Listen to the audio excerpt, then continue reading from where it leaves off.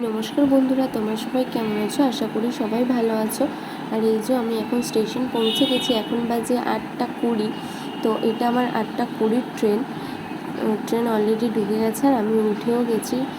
আজকে লাকিলি না ট্রেনটা ফাঁকা আছে। কেন বলো তো? আজকে মারাত্মক বৃষ্টি হচ্ছে আমাদের এখানে। কোনো রকম ট্রেনে উঠে একটা জায়গা করে দাঁড়িয়েছে। আর এই যে এখন আমি চলে এসেছি মা ভাইয়ের কাছে, ডাক্তার দেখাতে চলে এসেছি। তো মা ভাই একটা ভুল করেছে, কি বলবো। তো আমরা আগে থেকে অ্যাপয়েন্টমেন্ট করেই গেছিলাম, কিন্তু দিনের দিন এসে বুকিংটা করতে হয়। তো মা আমি করি বা মা করে, ঠিক আছে। তো আজকে কি হয়েছে, মা একটু আসতে লেট করছিল বলে ভাই জানে তাড়াতাড়ি হয়ে যাবে, ওই জন্য আগে কাগজটা নিয়ে দৌড়ে চলে এসছে, কিন্তু আদৌ বুকিং করেনি। কি করবে, ব্যাডলি বসে আছে। ওর থেকে যারা পরে এসছে তারা আগে নিয়ে চলে যাচ্ছে। তারপর সিকিউরিটি গার্ডের কাছে বারে বারে গিয়ে জিজ্ঞাসা করছে হয়েছে কি না। তো তারা বলছে তোমার নামই নেই।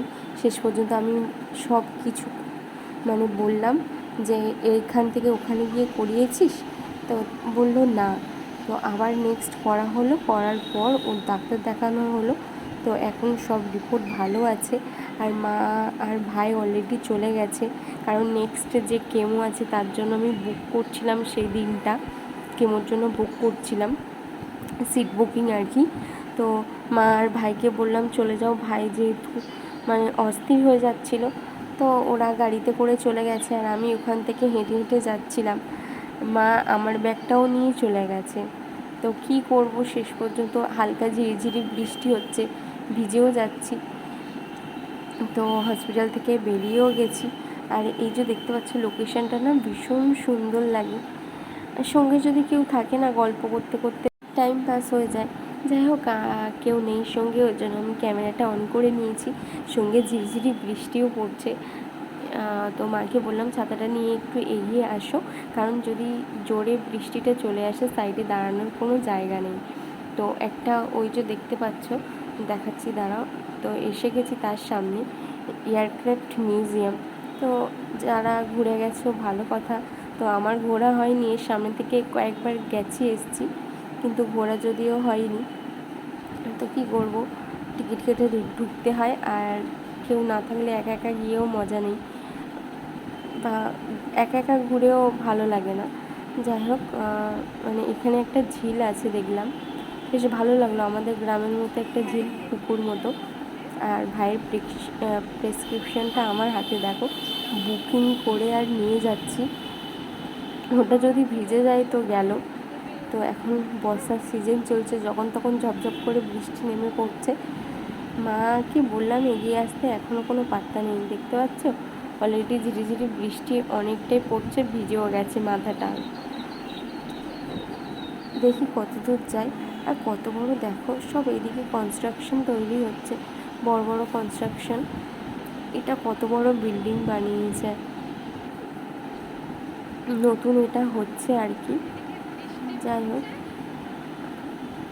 হয়েছে ভীষণ জোর। সকাল থেকে কিছু খাইনি, একটু ছোলা মটর খেয়েছিলাম, মা নিয়ে এসেছিলো।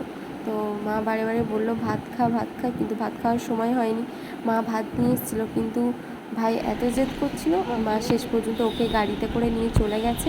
আর আমি বুকিং করছিলাম। আর এই যে মা দেখো, আমার ছাতাটা খাটাতে পারিনি, উল্টে ভেঙেও দিয়েছে। একে আমার ভাঙাচোরা ছাতা। তো মা বললো আয়, এসে খেয়ে যা কিছু। তো অবশেষে আমি নিচে বসে কিছু খেয়েছি, মা ভাত এনেছিল, ভাতটা খেলাম, খেয়ে বেরিয়ে যাচ্ছি। দিদির বাড়ি যাব আজকে, কারণ জামাইবাবুর ভীষণ শরীর খারাপ। ওরা ভেলোর যাবে প্ল্যান করছে। তো আমিও আসবো করে আসা হয়নি। আর যখন তখন তো বৃষ্টি হচ্ছে, বাড়িতে থাকলেও বেরাতে পারছি না, এমন একটা বিষয় আর কি। তো কিছু করার নেই, যেতে হবে, শরীর খারাপ অনেক। ওইদিকে মামিকেও দেখতে যাওয়া হয়নি। তো আবার ছুটি পেলে যাব। আর দেখতে পাচ্ছ বাসে উঠে গেছি, বাসটা পুরোটাই ফাঁকা, রাস্তাঘাটে তেমন কেউ নেই। আর সবাই আছে, বাসে যে কজন আছে সব কজনই ছেলে, শুধু আমি একাই মেয়ে। যাই হোক, এখন দেখো অটোতে বসে গেছি, দিদির বাড়ি যেতে। করুণাময়ী থেকে আবার একটা অটো ধরতে হয়।